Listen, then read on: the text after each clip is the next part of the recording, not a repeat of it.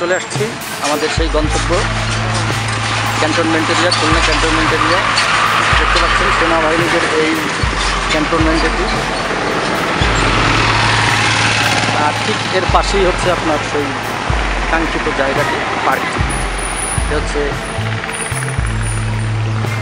ঐতিহ্যবাহী দুটি সিংহ এখানে রয়েছে। এই একটি সিংহ খানে সবুর নাম শুনেছেন নিশ্চয়ই, সেই খানে সবুরের বাড়ির সামনে ছিল এই সিংহটি।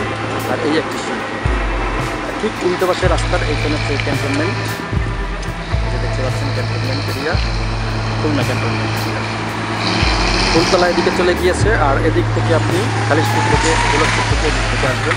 আর এই হচ্ছে সোজা পুরো একটি ভিউ দেখতে পাচ্ছেন। এইটা হচ্ছে আপনার গিলাতলা। এটি ক্যাপ্টেন AB তাজুল ইসলাম। এই যে দেখুন একটি তার স্মৃতি স্তম্ভ। টিকিট কাউন্টার,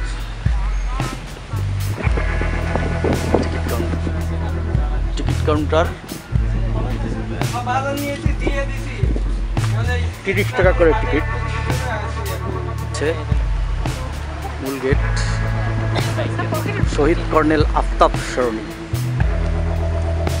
গিলাতলা ক্যান্টনমেন্টের পাশে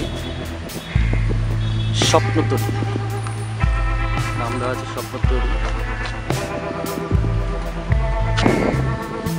এখানে লেকে চলার জন্য ছোট ছোট নৌকা রয়েছে। এই নৌকার ভাড়া কত? প্রতি 30 মিনিট 50 টাকা নৌকা।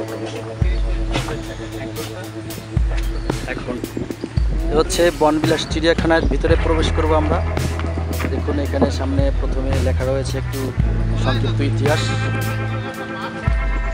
এই যে চিড়িয়াখানার মূল গেট, বনবিলাস জু।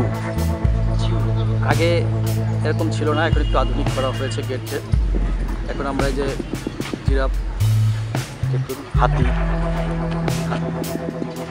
বনবিলাস জু গেট। দর্শনার্থীরা আসছে দেখছেন।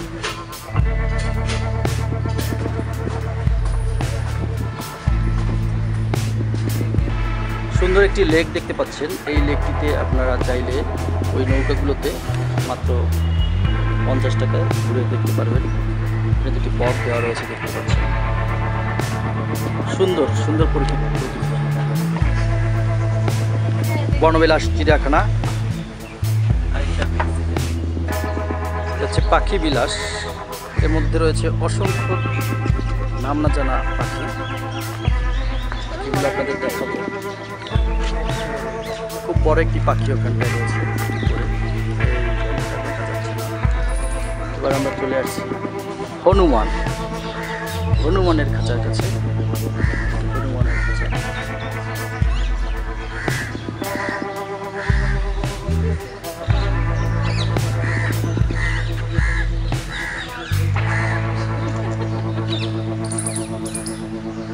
এবার আসছি গন্ধ গোকুল। অনেক গন্ধ মনে হয় এই প্রাণীটা গায়ে, তাই এই নাম, অদ্ভুত নাম গন্ধ গোকুল। দেখতে পাচ্ছেন যে আসলে অনেক গন্ধ। এবার আসলাম মদন টাক। দেখুন মদন টাক,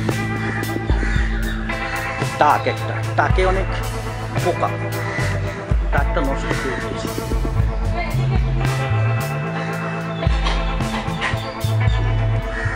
লজ্জা পাচ্ছে। আর এখানে তিনি খাওয়া দাওয়া করছেন খুব মনোযোগের সাথে, দেখতে পাচ্ছেন। চলে আসছি উট পাখির রাজত্বে। 3টি বড় বড় উট পাখি রয়েছে এখানটায়। গায়ের চামড়া, লোম সব বের হয়ে গিয়েছে। এর অবস্থা খুব খারাপ, দেখতেই পাচ্ছি। গায়ের চামড়াও বের হয়ে গিয়েছে। নাজুক পরিস্থিতি, এক প্রকার নাজুক পরিস্থিতি এইসব প্রাণীগুলোর। এই চিড়িয়াখানায় বেশিরভাগই হচ্ছে বানর। এখানে কতগুলো বানর রয়েছে, ওরাও খিরাই খাচ্ছে। অনেক গন্ধ।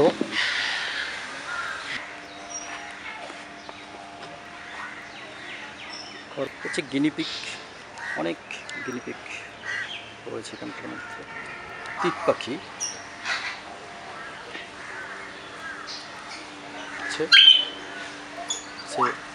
গ্রে প্যারট ওই যে দূরে রয়্যাল বেঙ্গল টাইগার মামা অভিমান করে ওই গর্তের মধ্যে ঢুকে আছেন, দেখতে পাচ্ছেন। উপরে নেই, তিনি ছায়া আর মধ্যে। হ্যাঁ, এই যে জিব্বা বের করে দিল, হা করে দিল, বিশাল এক হা। এই মুখের মধ্যে যদি যায় একবার মানুষ, সব শেষ। অবশেষে বাঘ মামা দাঁড়িয়েছেন। ওই যে দেখতে পাচ্ছেন কি বিশাল একটি বাঘ। এখানে হরিণ মামাদের বসবাস। এই খাঁচার মধ্যে থাকেন হরিণরা। দেখতে পাচ্ছেন সুন্দর সুন্দর হরিণ, চিত্রা হরিণগুলো। এ হচ্ছে চিত্রা হরিণ। বেশ কয়েকটি হরিণ রয়েছে এখানটায়।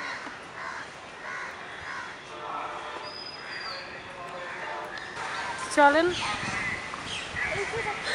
এই যে পার্কের পুরো ভিউটা দেখলেন। আমরা এখন বের হয়ে যাব। বের হওয়ার রাস্তাটা হচ্ছে ঠিক ওই পাশ থেকে বের হয়ে যেতে হবে। তো চলুন, আমরা এই যে বাহিরের পথ, আমরা এখন বাহির হব। বাহির থেকে আপনি যখন বের হতে যাবেন, এখানে একটি লেক।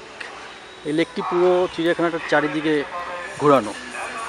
নৌকায় চড়ে কেউ কেউ। আজকের আবহাওয়াটি ভালো ছিল। সকালবেলা আমরা যখন ভ্রমণ করি, আর এখন ফিরতি পথে বৃষ্টি, খুলনায় বৃষ্টি ছোঁয়া লেগেছে।